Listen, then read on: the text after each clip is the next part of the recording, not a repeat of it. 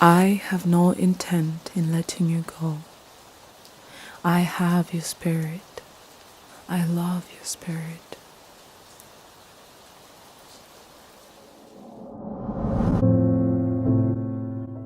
Time has come and gone. Your essence has come to dawn upon me.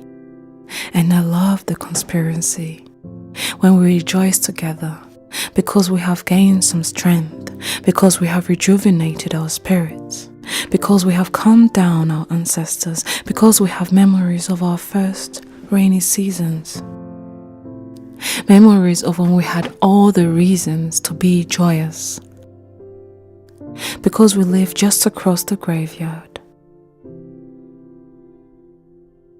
Not because we were cynical, but because we were brave enough to challenge the silence of the bushes behind which each ancestor hid from us. Because we were brave enough to keep our composure. When love abundantly spread in secret forests of trust. Because we were brave enough to be children. We traded our white Barbie dolls for handmade babies, made of precious soil, mud. Precious earth helped us mold abstract versions of our past, our imagined bodies, our imagined boundaries. It's the rain that softened our material.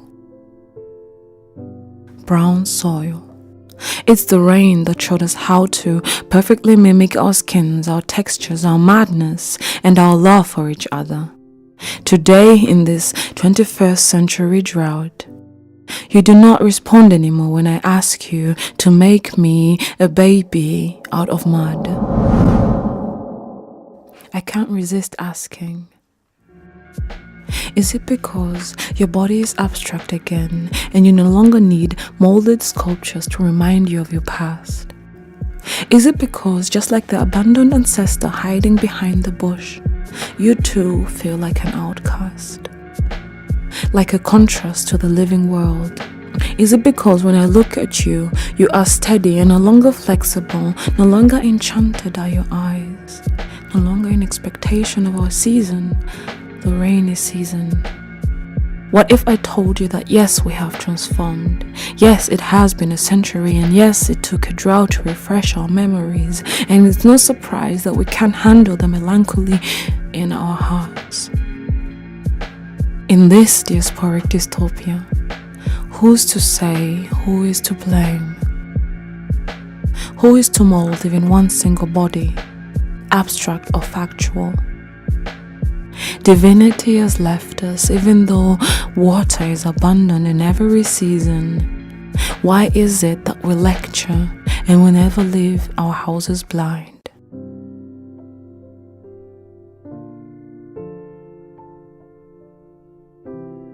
Where is the future hidden, if not in the raindrops? Tell me honestly.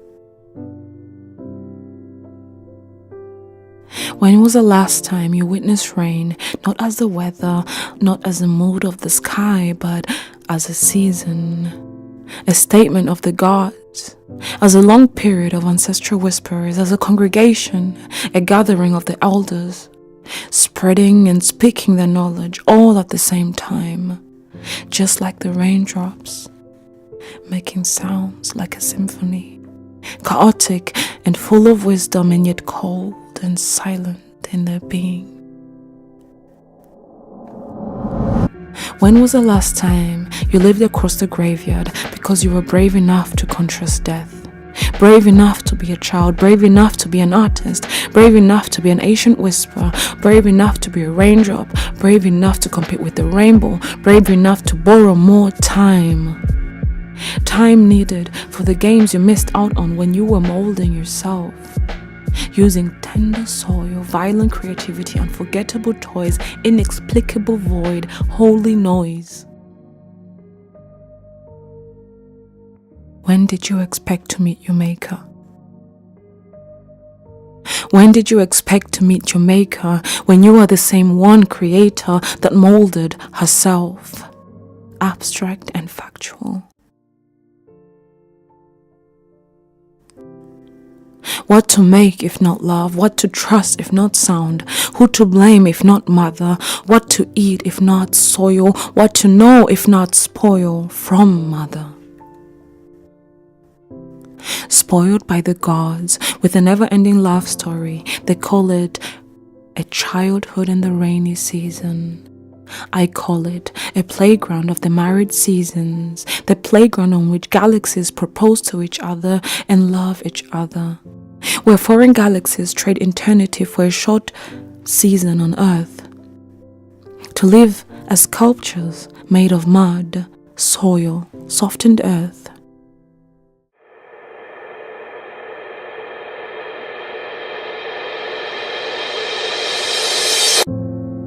My past, it was once ground.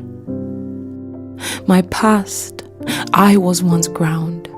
The same ground you stepped on to elevate yourself from your past. 'Cause you and your past, you were once ground. We were once ground. We were once grounded until we were softened by the patient drops of rain, drops of pain. Softened until soft enough to be molded into babies, mud babies. Have you ever forgiven yourself for living diasporic dystopia? For leaving diasporic dystopia? Have you ever let me live freely, free of your guilt, diasporic me? Have you ever trusted German weather, diasporic mimicry? Have you ever worn your Sunday school dress again, a diasporic dysmorphia? Have you ever trusted me again? Has it ever since stopped raining from your eyes? Such heavy rain, such tender flows as though to make up for the lost season.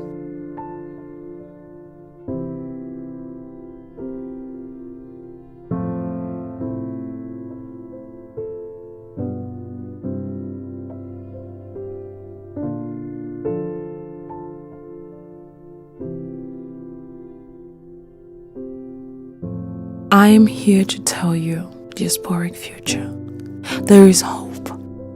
There is hope, even for your soul.